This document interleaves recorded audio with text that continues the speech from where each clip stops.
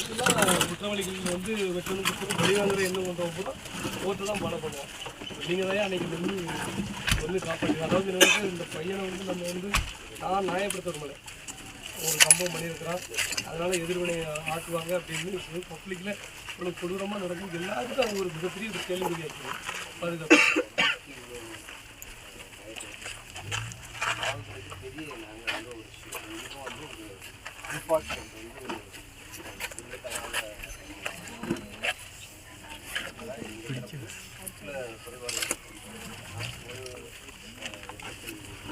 ஆமாம், அவருக்கெல்லாம் பரவாயில்ல பண்ணி விட்டுருவாங்க.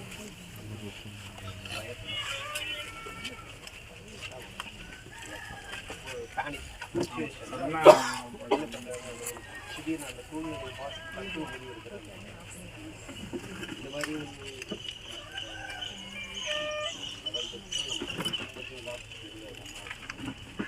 தொடர்ந்து அதான் சார் இந்த வருஷத்தில் உங்கள் லிமிட்டில், அதாவது நீங்கள் பார்த்துட்டிங்கன்னா கமிஷனர் மாநகராட்சி லிமிட்டில் 7 சம்பவம் நடந்தது. அப்போ அப்புறமா நம்மளால் மேல் நடவடிக்கை வந்து கொஞ்சம் பாதுகாப்பு கொஞ்சம் பலப்படுத்திப்பாங்க சார். சொல்லுங்கள். எல்லாத்துக்கும் வருத்தம் என்னென்னா, இது இப்போ எப்போதாவது ஒன்று இப்போ கோயம்புத்தூர் வட மாநிலங்கள் இப்போ பார்த்தீங்கன்னா மற்ற மாநிலங்களில் மற்ற மாவட்டங்களில் வந்து இந்த மாதிரி அசங்கள் நடக்காது. திருநெல்வேலி தூத்துக்குடி தென்காசி இது பதட்டமானது நல்ல இது தெரியும். அதில் திறமையான அதிகாரிகள் போடணும் தான் சார் எங்களுடைய கோரிக்கை. திறமையான அதிகாரிகள் வந்து நிறைய இருக்காங்க. திருநெல்வேலியே காவல்துறையில் திறமையான அதிகாரிகள் இருக்காங்க சார். அதுக்குன்னு ஸ்பெஷல் ட்ரைனிங் எடுத்தவங்க, அந்த மண்ணை சேர்ந்தவங்க, அந்த மண்ணை வந்து இவங்க இப்போ எப்படி இருப்பாங்கிறது தெரியும் சார். அவங்களுக்கு தெரிஞ்சவங்க அவங்கள நீங்கள் ஸ்பெஷல் டீமாகவும் இருந்து வச்சவங்க இன்னைக்கு நடக்க போகுது தெரிஞ்சவங்க. பேசுறது கிடைக்கல. எல்லாம் புதுசாக ஒருத்தரை வந்து இந்த மண்ணை மட்டும் தெரியாது. இல்லை சிறப்பாக நிறைய பேர்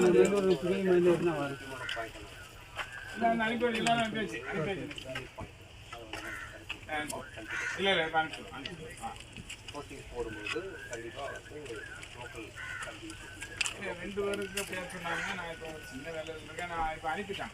அதே மாதிரி இன்னொரு சம்பவம் நடக்காமல் கொடுங்க. சாலையில்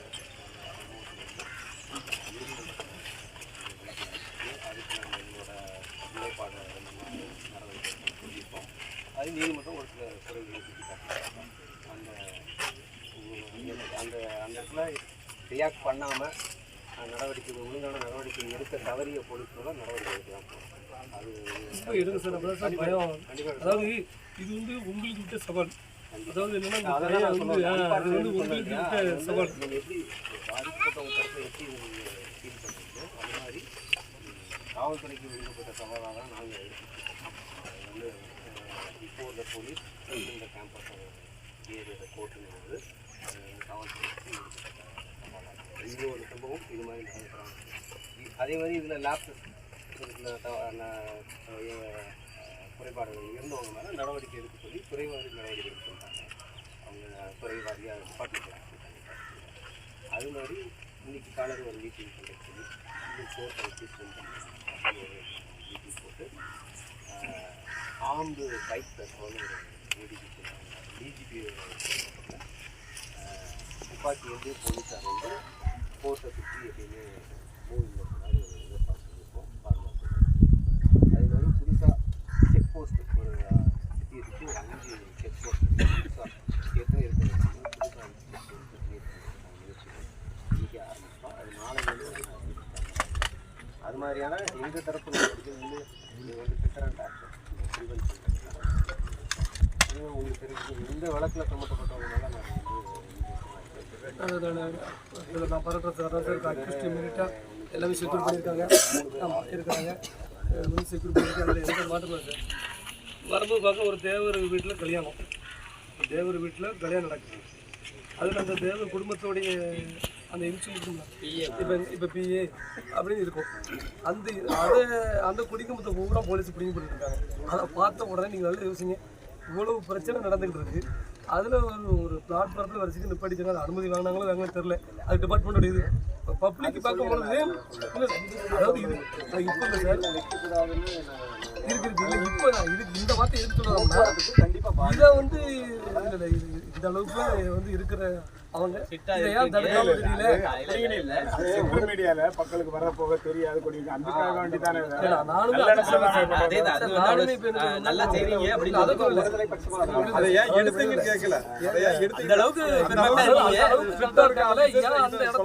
தொடர்ந்து சம்பவங்கள் அந்த இடங்கள்ல கடுமையாக நடக்க இதை எதுக்கு போட்டு மேலே அதாவது நான் இப்படி கேட்க நினைச்சேன். சரி அதுக்கப்புறம் சரி நான் ஸ்ட்ரென்த் அதிகமாக இருந்தனால நிப்பாட்டினா எதுவும் பிரச்சனை இருக்குன்னு சொல்லி தான் நான் வண்டி யூடுன்னு போட்டேன். ஏன்னா அந்த இடத்துல இருந்து ஒரு கேள்வி கேட்டு அது ஒரு தகராறாக மேற கூடாதுன்னு சொல்லி தான் நம்ம எல்லாத்தையும் பார்த்து சார் நம்ம அந்த சமூகத்தோட தலைவர்கள் சார் குறிப்பாக நீங்கள் வந்து மாநகரத்துக்குள்ளே நீங்கள் சிலருக்கு வந்து அனுமதி கொடுத்தீங்க. அந்த சமூகத்தோட தலைவர்கள் யாருமே நல்லதை போதிக்கவே இல்லை, நல்லது சொல்றது அங்கே ஆளும் இல்லை. நீங்கள் பார்த்துருப்பே மாநகரத்தில் செந்தில் ஒரு நபர் வந்து பேசினாரு. அந்த நபர் வந்து ஒரு வாரத்துக்கு முன்னால் என்ன பேசுறாரு, 2 பேரை வெட்டினா 4 பேரை விட்டுருவோம், 4 பேரை வெட்டினா 8 பேர் விட்டுவோம், இதுதான் நாங்கள் கணக்கு தான் அப்படிங்கிறது. மணிகண்டன் சாவு மேலே சவலில் ஒரு மேடை நடக்குது. அப்போ இவர் சீமான் கூட உள்ளதான் சுற்றிக்கிட்டு இருக்கிறார். சீமானுடைய தூண்டு அதாவது எப்படின்னா 200% சீமானுக்கு தென் மாவட்டத்தில் சாதிய கலவரத்தை தூண்டி விடுதாங்கிறது நாங்கள் சொல்லிக்கிட்டே இருக்கிறோம், நாங்கள் பேசிக்கிட்டே இருக்கிறோம், நாங்கள் ஆதாரப்பூர்வம் நிரூபிக்கிறோம். அவன் கொண்டு வந்து தூண்டி விட்டு போயிட்டான். அதுதான் சொல்ல சார், இது வந்து நீங்க இதுதான் சார் பெரிய பிரச்சனை. ஸ்டார்டிங் பாயிண்டே அவன் இழுத்து பிடிச்சி சார், அவன் பேசிட்டு போயிட்டான். அவன் வந்து பேசிட்டு போயிட்டான் இந்த மாதிரி விஷயம் சொல்லிட்டு. அவன் கூட இருந்து வந்தவன் தான் இவன். அவனே வாக்குமூலம் கொடுத்துருக்கான், சீமான் சொல்லி தான் நான் பேசினேன் அப்படின்னு சொல்லி வாக்குமூலம் கொடுத்தான். அப்போ இது போன்ற நபர்களை பேசுறதுக்கு அனுமதிக்காங்க. அதாவது சார் இப்போ ஒருத்தர் அனுமதி கேட்ட உடனே அவன் பேச வரவன் யாருன்னு தெரியாம அனுமதி கொடுத்துருக்கீங்க. அப்போ அவன் வந்து ஒரு அன்னைக்கு சார் பேசிக்கிட்டே இருக்கல, அங்கே ஆட்டோ ஸ்டாண்டில் நிற்கிறவன் ஒரு கம்பியை வச்சு அடிச்சுட்டோம்னா கலவரம் சார். அப்போ அவன் அவ்வளவு பொருளும் நாங்கள் 100க்கு அடிக்கிறேன். அவன் பேசிக்கிட்டு லைவ்ல பார்த்துட்டு 100க்கு ஃபோன் பண்ணி சொல்கிறோம் சார் அவனை மினிட்டா பேச்சை நிப்பாட சொல்லுங்க. அப்போ நாங்கள் சொல்லாட்டாலும் பிரச்சனை இல்லை. அதில் ஒரு போலீஸ் சொல்கிற அந்த ரெக்கார்டு காட்டுற மாதிரிங்க சார், உங்கள் சமுதாயத்தில் எல்லாரும் மேடையில் பேசுகிறாங்களா, அதுக்கு என்ன செய்ய முடியும்? யார் சொல்கிறா? நாங்கள் அடித்த போலீஸ்காரர் சொல்லுது. அந்த ரெக்கார்டு வந்து நம்ம மீடியாவில் இருக்கு பாருங்க. நான் அடித்து அதையும் நாங்கள் பப்ளிசிட்டி பண்ணலை. சரி வேண்டாம், இதை வந்து நம்ம ட்ரிட்மெண்ட் பண்ண ரூமில் ஒரு பிரச்சனை நடக்குது. அப்போ அந்த பிரச்சனை நம்ம சரியாகணும். இப்போ அவனை இன்னும் வரைக்கும் காவல்துறை பிடிக்கல. அப்போ எல்லாரும் போலீஸ் மேலே பெரிய கேள்வி ஆகுது. இப்போ கோர்ட்டுக்கு வந்தவனே வந்து படுகொலை செய்யப்பட்டிருக்கான். இதெல்லாம் நடக்கும்போது சார் என் குறிப்பிட்டு எங்கள் சமூகத்துக்கான என்னை வந்து நீதி கிடைக்கலையோ அப்படிங்கிறது எங்களுக்கு பெரிய வேதனை. இன்னொன்று இறந்துட்டான்னு சொல்லி ஒரு 8 லட்ச ரூபா அரசாங்கம் பணம் கொடுத்துருக்கீங்க. யார் அரசாங்கம் வந்து அவங்க எஸ்சி ஆக்டில் கொடுக்காங்க. இப்போ அந்த பணம் தான் கொலை செய்யறதுக்கு பயன்படுதுங்கிறது எங்களுடைய இது. இவங்க என்ன பண்ணுறாங்கன்னா கொலை செய்ய அந்த இவங்க எஸ்சிஎஸ்டி வந்து பணம் கொடுக்காங்கல்ல, அந்த பணத்தை அப்படி கூலிப்படி கொடுக்காங்க. என் பிள்ளை செத்தாலும் பிரச்சனை கிடையாது, என் பிள்ளை கொண்டு கொல்லுன்னு சொல்லி. அப்போ அந்த பணத்தை வேணுமா சார்? நீங்கள் சொல்கிறது உண்மையாக இருந்ததுன்னா அது வந்து இல்லை சார், உண்மை அதான். இந்த பணத்தை இந்த குடும்பத்தில் சார் அரசாங்கம் வந்து பாதிக்கப்பட்ட குடும்பம்னு சொல்லி அவங்களுடைய ஆக்ட் படி சட்ட பிரகாரம் எஸ்சி மக்கள் இறந்தா அதை கொடுக்கணுங்கிறது. அதனால ரவுடிகள் செத்தாலும் அந்த 8 லட்சம் கொடுக்க. அந்த சாதியில் கொலை பண்ணவன் வந்து 10 கொலை பண்ணியிருக்கான், அவனை திருப்பி யாராவது ஒருத்தர் பண்ணிட்டு அவனுக்கும் அந்த 8 கொலை அந்த 8 லட்சம் கொடுக்காங்க. இப்படிதான் உங்களுக்கு தேசிய அளவில் இதெல்லாம் நீங்க ஐடென்டிஃபை தமிழ்நாடு அரசு சார்பாக உருவாக்குறது 8 லட்சங்கிறது முழுக்க நீங்க சொல்லுங்க. முக்கியமான எல்லா படுகொலைக்கும் இது பண்ணலாம். அது வந்து பர்டிகுலர் இந்த மர்டருக்கு வந்து நடந்திருக்கு சார். இந்த மர்டருக்கு 8 லட்சம் ரூபாய் பணம் கொடுக்குறாங்க. அப்போ அந்த குடும்பம் வந்து தண்டனை வாங்கி கொடுத்துருக்கலாம். இந்த பையனுக்கு இப்போ நான்லாம் ஊராக போய் வீடோட போய் ஒரு சம்பவம் நடந்துட்டு ஒரு மர்டர் நடந்துருந்தீங்களே, நான் அந்த குடும்பத்தை வந்து பேச முடிஞ்ச நான் வந்தோன்னு அந்த குடும்பத்தை சத்தம் பண்ணுறேன் இல்லையா, சிலட்டி கேளுங்க வந்தோட சத்தம் பண்ணிட்டேன். உன் பையனும் தப்பு பண்ணியிருக்காங்க, உன் மகன் ஒருத்தனை கொலை பண்ணியிருக்கான் ஒரு நபரை, அதுக்கு தான் இது நடந்திருக்கு அப்படிங்கிறது நான் மென்ஷன் பண்ணிட்டாரு. அதில் சொல்லலை, இவன் தவறு பண்ண போய் தான் எதிரி தேடி வந்து பண்ணியிருக்கிறான். அப்போ அந்த குடும்பத்துக்கு 8 லட்ச ரூபா 10 லட்ச ரூபா பணம் கொடுத்தாங்க. அந்த பணம் தான் திருப்பி இவங்களை கொலை செய்ய தூண்டுது. மாவட்ட காவல்துறையில் அவங்களும் கன்விக்ஷன் வாங்கி கொடுக்குறது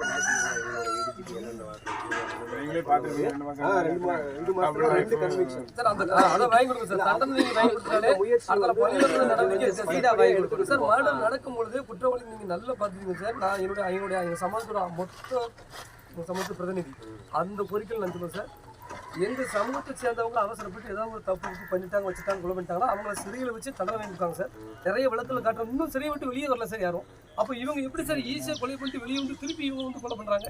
அதுதான் இவங்களுக்கு வருத்தம். இன்னொன்று என்னன்னா இந்த குற்றவாளிகளை ஏன் பிடிக்கலங்கிறது இவங்களுக்கு வருத்தம். அதாவது சமீப காலமாக இப்போ டிஸ்ட்ரிக்ட் போலீஸாக இருக்கட்டும் யாராக இருக்கட்டும் மொத்த தேவமாரி வீட்லேயும் வர்றாங்க, யார் யார் பேசுறது இது இருக்காங்க, ஃபோட்டோ எடுக்காங்க, வீடியோ எடுக்கிறாங்க, ஒன்டன் போடுறாங்க, இவங்க எல்லாம் ஒரு கண்ட்ரோலாக கொண்டு போய் வச்சிருக்காங்க, எல்லாத்தையும் ரிமைண்ட் பண்ணியிருக்காங்க. அப்போ இந்த சம்பவத்தில் ஓசி சொல்லியிருக்கு, ஐயார் ஓசி சொல்லுறது எல்லாருமே சொல்லியிருக்காங்க இந்த சம்பவம் நடக்கும்னு சொல்லி. அப்போ சம்பவம் நடக்கும்னு தெரிஞ்சு அந்த குற்றவாளிகளை முன்கூட்டியே அரெஸ்ட் பண்ணியிருந்தா இந்த கொலை நடந்துச்சு. அதையும் நான் சொல்றேன். அதே கேஸ் சமீபத்தில் ரிமாண்ட்லேருந்து வெளியே வந்தவர் தான் நடவடிக்கை எடுத்திருக்கோம். தொடர் முயற்சி அது இருக்கணும், அது வந்து எல்லாரும் கோஆப்ரேஷன் இருக்கணும். அதை வந்து நான் வந்து வலியுறுத்த கண்டிப்பாக. இந்த சம்பவத்தில் வந்து ரேஷன் கடையில் ஒரு லேடி ஒன்று வேலை பார்த்துருக்கு. அந்த ரேஷன் கடையில் இருந்து அந்த பொண்ணு வந்து அந்த லேடிஸ் வந்து ரூம் கொடுத்துருக்கு, அந்த கொலை செய்யப்பட்டவங்க அந்த ரேஷன் கடையில் வச்சிருக்குன்னு சொல்கிறாங்க. அதாவது இவங்க சொல்லுங்க, இதெல்லாம் இதை நான் கம்ப்ளைண்ட் எழுதுறோம், இதை இது பண்ணுங்க. அது போக என்னன்னா இதுக்கு எப்படி தூண்டுகோல் இல்லாமல் நான் பார்த்துக்கிட்டு தமிழ்னு சொல்லாமல் ஒரு சில விஷயம் நடக்காது. இது வந்து என்னென்ன குற்றம் அடுத்தால் நடக்காமல் இருக்கிறதுக்கு நீங்கள் பண்ணுற மிகப்பெரிய ஒரு எங்களுக்கு ஒரு இதாக இருக்கும். ஏன்னா இது பழிக்கு இப்போ நான் அந்த குடும்பத்தை கூப்பிட்டு சொல்லிட்டேன், நீ ரிவெஞ்சிங்னு சொல்லி நீ போனேன்னு வையன் நான் தெருவுக்கு வந்துடுவாங்க, இது எல்லாம் பேசி நீங்கள் இப்படிலாம் இருப்பேன்னு சொல்லி தான் நாங்கள் வந்துருக்குறேன். இல்லை நான் அவங்களை தண்டனை வாங்கி கொடுக்குன்னு சொல்லியிருக்கேன்.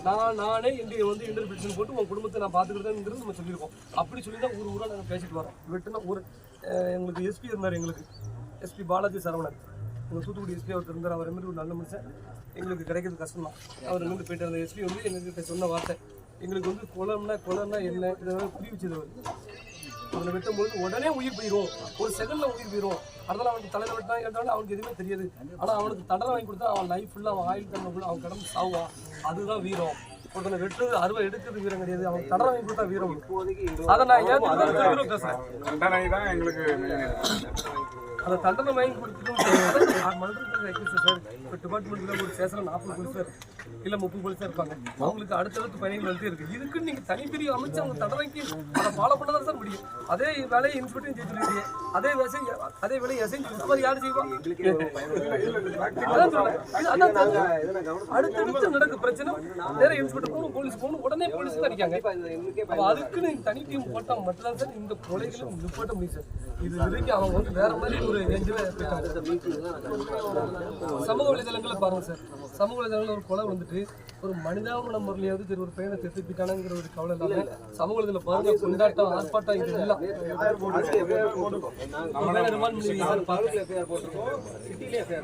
அந்த சமூக வலைதளங்கள்லாம் மோசமாக பதிவிடுறாங்க இல்லையா, நிறைய பிரச்சனை வர மாதிரி பண்ணுறாங்கன்னு சொல்லிட்டு நாங்கள்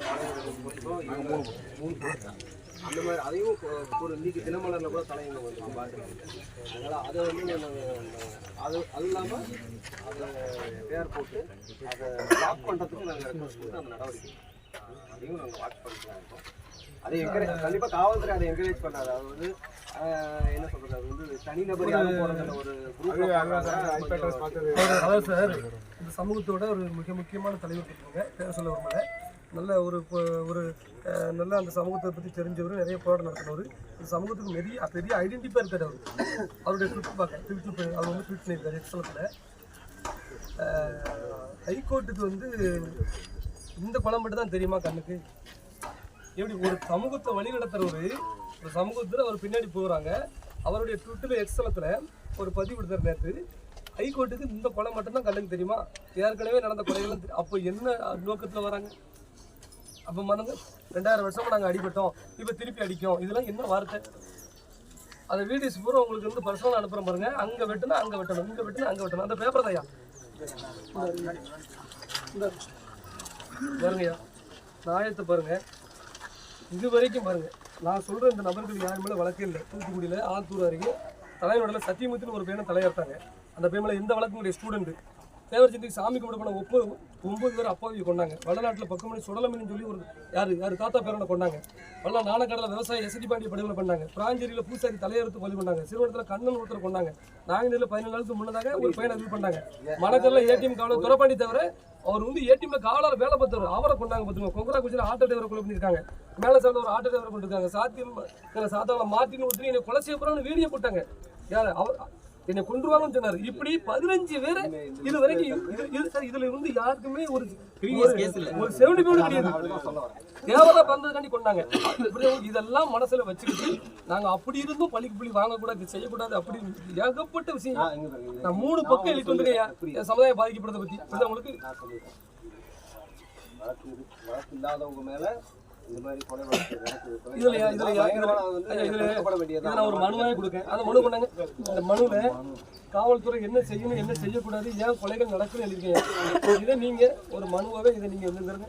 இது வந்து ஏன் கொலை எதுக்கு கொலை நடக்குது என்ன நடக்குது ஏது நடக்குது டிபார்ட்மெண்ட் ஒரு சிலருக்கு என்ன நடக்குது ஏன் இது பண்ணுறாங்க வைக்கிறாங்க எல்லாமே டீட்டெயில்ஸ். அதாவது ஒரு தவறு ஒருத்தன் பண்ணிட்டோம்னா அவன் மேலே மறுபடியும் வழக்கு போட்டு ஊரை விட்டு விரட்டுனா அவன் மிருகமாக மாறிதான் சார். மற்ற மாவட்டமும் தமிழ்நாடு தானே, ஏன் டிஸ்ட்ரிக்டில் இருக்காது ஏன் ஊரில் இருக்காது அப்படின்னு சொன்னால் நம்ம தப்பிக்கிறதுக்கு இந்த வார்த்தை சொன்னால் அவன் மற்ற டிஸ்ட்ரிக்ட் போய் தாய் தகப்பனை பார்க்க முடியாமல் மிருகமாக மாறிடுறான். அதனால அங்கே அவனுக்கு எவ்வளோ தங்கு கடக்கல் கொடுக்குறான். கொடுத்த உடனே நம்மடா இது தம்பி எனக்கான்னு வச்சுங்கப்பா அப்படின்னு சொல்லி இப்படி தான் சார் ரவுடி பெரியதான். அந்த மாவட்ட ரவுடி பேர் இங்கே வந்துருக்கலாம். இப்படி உங்களுக்கு நமக்கு பிரச்சனை நடக்கூடாது. அப்போ இதுக்கு நீங்கள் தனி டீம் போட்டு அவங்கள ஊருக்குள்ளே வச்சு ஒரு தப்பு பண்ணாலும் ஊருக்குள்ளே வச்சு தான் அவன் அப்பா அம்மா பார்த்துக்கிட்டு தப்பு பண்ண கூட நடப்பான். அவன் அப்பா அம்மா கண்ட்ரோலில் இருப்பான். இவன் ஊரை விட்டு வெளியே போயிட்டானுங்களா இவன் பூரா ஒரு ரவுடியாக மிகப்பெரிய ரவுடியாக வரும். இது எல்லாமே இது உங்களுக்கு பயனுள்ளதாக இருக்கும். இதெல்லாம் நீங்கள் நிறைவேற்றணும்னு சொல்லி நான் வந்து ஒரு தாழ்மையோடு எழுதுகிறேன். இதெல்லாம் நான் நேற்று உட்காந்து எழுதுனது. நியாயமான கோரிக்கைகளாக ஃபேமிலியில் வந்து மிரட்டுற சார் ஃபேமிலியில் வந்து கடுமையான ஒரு மிரட்டல் கொடுத்துருங்க. இவங்கெல்லாம் தூத்துக்குடியில் இருந்தாங்க.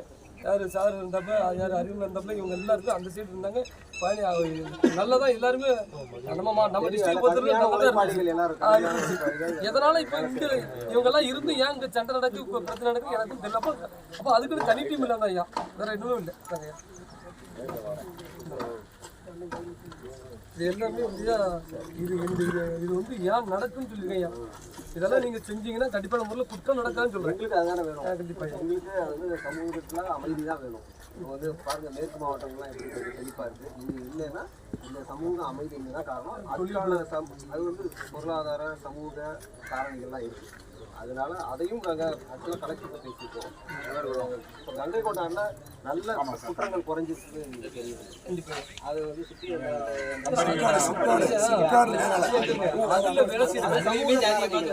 இல்லையா ஒரு நிறுவனம் சார் தென் மாவட்டம் யாரை கேட்டாலும் ஜாதி எல்லாம் வெளியே சொல்றான். வேற மீடியாக்கார ஊடகம் வந்து ஜாதி ரீதியான்னு சொல்றான். இப்போ வந்து கங்கை கொண்டன் சிப்காட்டில் ஒரு 3000 பேர் வேலை பார்க்காங்க. எல்லாம் சாதி இருக்கு. சண்டை வருதா? இந்த கவர்மெண்ட் ஸ்டாஃப் எவ்வளவு பேர் இருக்காங்க? சண்டை வருதா? கிடையாது.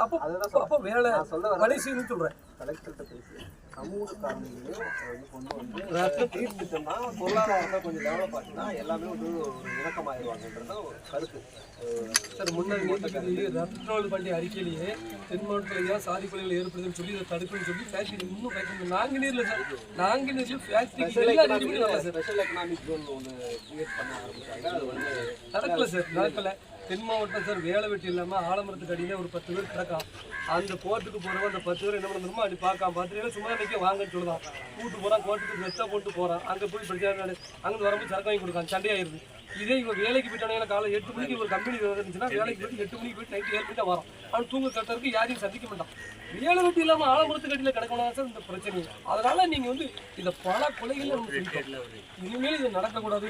இது அவதி பூங்காவாக இருக்குன்னு நம்ம நினைக்கிறோம் சார். அதனால தான் நான் அடுத்தடுத்து இந்த டிஸ்கஷன் சமூக பொருளாதார காரணிகளை மட்டும் பேசிட்டு இருக்கோம். நாங்கள் கலெக்டர் எஸ்பி டிஸ்கஷன்லாம் எதுவுமே பேசிட்டு அது கமிட்டி போகிறாங்க. ஆக்சுவலாக அது வந்து அந்த நாங்குநேரி ஸ்பெஷல் எக்கனாமிக் சீக்கிரம் வந்து அது மாதிரி இன்னும் டெவலப் பண்ணுறதுக்கு எங்களாலான முயற்சிகள் நாங்கள் செய்கிறோம்.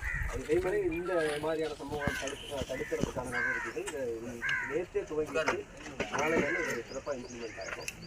அதனால் இப்போ காவல்துறைக்கு நீங்கள் உண்மையில் சார் என்ன எங்களுக்கு இன்னொரு எக்ஸ்பீரியன்ஸ் சொல்லுங்கள். அதாவது எப்படின்னா தென் மாவட்டத்தை பொறுத்தளவில் ஒவ்வொரு குடிமகனும் தான் தாயை தான் பெருசாக நடக்கும்.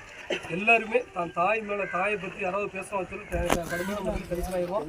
சென்சிட்டிவ் தாய் அது பெண்கள். காவல்துறையில் ஒரு சில பேர் வந்து வீட்டுக்குள்ளே வந்து சப் இன்ஸ்பெக்டர்கள் ஒரு சில பேர் வந்து ரொம்ப ராங்காக பேச வைக்கிறாங்க. தேவடியம்மா குயிமன்னு சொல்லி வார்த்தைகள் பயன்படுத்துகிறாங்க. இதெல்லாம் சார் ஸ்பெஷல் நீங்கள் இதெல்லாம் சொல்லிட்டாலே செக்கு எவ்வளவுமே போகலாம் சார். போலீஸுக்கு ரொம்ப நெருக்கமாயிடும் சார். போலீஸுக்கு வந்து போலீஸ் மேலே விருப்பம் சார். அதனால் இதெல்லாம் நீங்கள் ஒரு இதையும் ஒரு இதாக நீங்கள் வந்து சொல்லணும் சார். இப்போ வந்து பொதுமக்கள்கிட்ட வந்து நீங்கள் பணிவான குடும்பத்தை வச்சு ஒருத்தன் தவறு பண்ணி பெற்ற பிள்ளைய சார் எந்த தப்பு தெரியாமல் வீட்டில் இருக்கான். நான் வந்த விட அவன் அம்மா அழுதவிட சொன்னேம்மா நீங்கள் தப்பு இவன் பிள்ளையை தப்பாக வளர்க்காம அவன் பிள்ளையை நீ கரெக்டாக வளர்த்தோம்னா இன்னைக்கு இந்த நிலவரம் இல்லை. இப்படிதான் நான் உன் பிள்ளை போய் கொலை பண்ண போய் தான் வந்தோன்னு சத்தம் போட்டேன். நான் அதுலலாம் வந்து யாரையும் வந்து நம்ம வந்து இப்போ அந்த யாருக்குள்ளே இறந்து போன நபருக்கும் எந்த வழக்கும் கிடையாது. இப்படி வந்து அந்த சாயத்தில் ஒருத்தர் இறந்து அவரும் அப்பாவி தான், அப்பாவிலே இவங்க கொண்டுட்டாங்க, அந்த பையன் கொண்டுருக்காங்க. அதனால நான் வருத்தப்படுறேன். இப்படி உங்களுக்கு இருந்தாலும் இதை நம்ம தடுக்க தவறிட்டோமே அப்படிங்கிறதுல எனக்கு ரொம்ப சந்தோஷமா இருக்கு. அதே மாதிரி உங்களோட வருத்தம் எங்களோட செயல்பாடுல கண்டிப்பாக குற்றவாளிகளுக்கு தண்டனை கொடுக்கணும்யா. இந்த குற்றவாளிகளுக்கு தண்டனை கொடுக்கணும். ஏற்கனவே இப்போ அவங்க சொல்ற குற்றவாளிகள் அவங்க வந்து சந்தேகப்படுறாங்க. அதாவது அந்த அம்மா ஒரு அம்மா ரேஷன் அரிசியில் வந்து இருந்தவங்க அவங்க சொல்லிட்டாங்க. இதெல்லாம் ஐடென்டிஃபை பண்ணி குற்றவாளிகள் மட்டும் தப்பாம நீங்க பார்த்துக்கணும். அதையும் அதாவது என்னன்னா சம்பவம் நடந்தாதான் தாலி அறுப்புன்னு சொன்னதா சொல்லுதாங்க.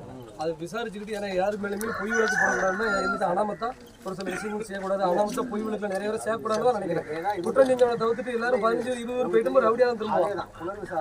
அதனால அந்த உண்மையா இருந்துச்சுன்னா கண்டிப்பா சம்மந்தப்பட்டிருந்தா கண்டிப்பா நாங்க விட போறது இல்லை. கண்டிப்பா வந்து நியாயமா செய்வோம். முக்களத்தூர நிறைய இளைஞர்கள்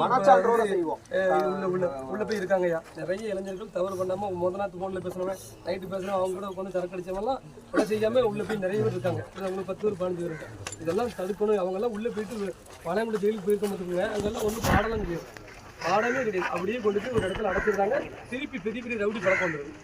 எல்லா மாவட்ட ரவுடியும் பழக்கம் வந்துருக்கு.